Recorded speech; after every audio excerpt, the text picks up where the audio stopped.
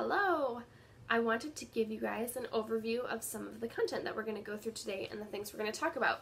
So we are going to talk about what kind of chemicals can be lurking in the traditional products that we have used to clean our home and some different options that are better and safer.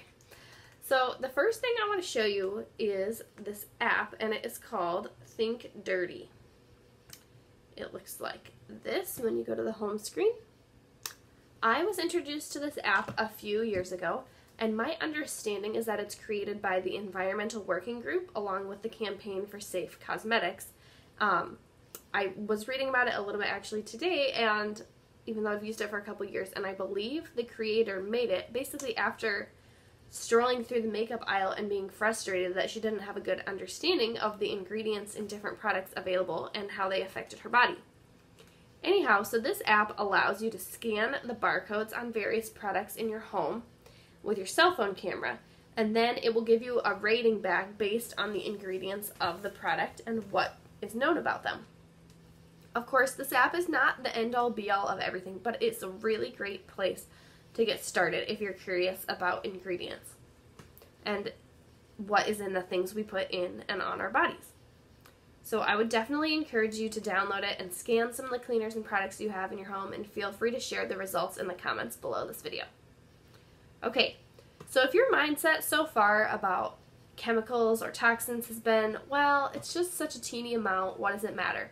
I would encourage you to do some research or Googling about something called bioaccumulation. And that is basically the buildup of toxins in the body. The links to synthetic chemicals, fragrances, and ingredients that are in plastics and diseases in our bodies are becoming more and more evident every single day. Like, they are in major, excuse that, sorry. Alarm's going off because that's how I survive. Anyhow, those links are in major news sources as well as scientific journals, more of them almost every day. And we know we can't control everything that we're exposed to, but we can control what comes into our home and what we put on our bodies. And that's something I'm really passionate about sharing better options for. So on the other hand, I also know there are a ton of resources available when you're starting to learn about what certain ingredients to avoid or what chemicals do to your body. And I know from my own experience, it's super easy to feel totally overwhelmed and like change is almost impossible. I want to call that out for you and for myself as a lie. God has given us our bodies as a gift and to steward them well. And we were literally talking this morning in my Bible study about how we live in this time that some people call the already and the not yet, in between those two.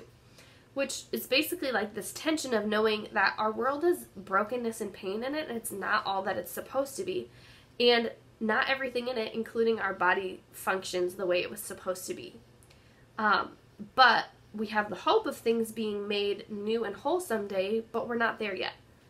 One Bible verse that I want to share with you that has stuck out to me over the last couple years is 2 Corinthians 3:18. And it talks about our transformation occurring degree by degree. This is basically the biblical idea of change found in baby steps. This is one small thing after the other, one foot in front of the other, little by little. The idea that the pursuit of wellness is hopeless is a lie. Yes, we will totally all die someday, but I want to live the days that I have as fruitfully as I can, loving and serving other people, and ideally feeling good while doing it. And I also fully believe that Satan wants us to feel as hopeless and burdened as possible, and believe that small changes don't add up, so why even try? But that's a lie. We don't have to hold the weight of the world on our shoulders, but wisdom does say to transform our lives little by little, degree by degree, step by step. Growth is good. We're all learning. So I hope that this class sparks a desire for you to figure out a few manageable steps that you can reasonably take in your life towards health. Okay, I'm going to step off my pulpit now, but just remember that with all the information I'm giving you, my heart is to encourage and empower and help you, not to discourage you or make you feel hopeless. Okay, so we all need to clean our homes, right? Whether it's about fighting germs or caring well for the things that we possess, it's important. And not all, but many of us have children. So then we're responsible not only for their health and safety too, but also for teaching them life skills. So Thieves Cleaner, this stuff that you got a sample of, I have girls, can you tell? This has been a super simple switch out and step for our family towards these changes that I've been talking about, because I feel confident using myself and I feel confident letting my kids use it, which helps teach them to be helpful and responsible at home and in life in general.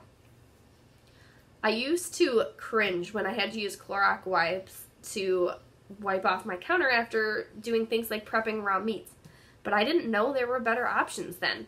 So what I used to do was just let it dry and then later clean off the area again with some dish soap and water. I also used to hate cleaning my bathroom because that's a space that rarely has good ventilation, and I could pretty much feel the damage done to my lungs when I would be using scrubs to clean out my showers and toilets. So when we're talking about areas like kitchens and bathrooms, the biggest question I get about Thieves Cleaner is, does it work?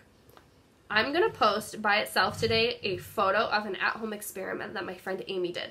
She is also a nurse, and she also uses Young Living. We're not on the same Young Living team, but we did go to college together.